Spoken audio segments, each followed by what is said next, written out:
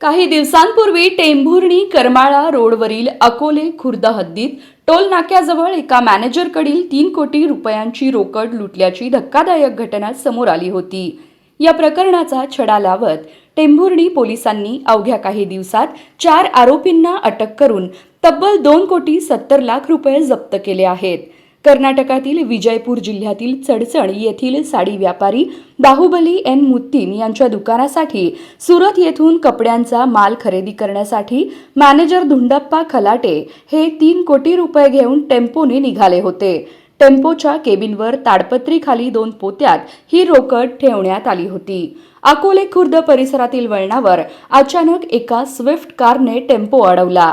त्यानंतर 4 जणांनी चाकूचा धाक दाखवत रोकड लुटून पलायन केले होते। या गुन्ह्याचा तपास सहाय्यक पोलीस अधीक्षक राहुल आत्राम यांच्या मार्गदर्शनाखाली करण्यात आला। स्थानिक गुन्हे शाखेचे पोलीस निरीक्षक संजय जगताप यांच्या पथकाने तांत्रिक विश्लेषण व गोपनीय माहितीच्या आधारे आरोपींना जीरबंद केले। आरोपींकडून मोठी रोकड जप्त करण्यात आली असून पुढील तपास सुरू आहे।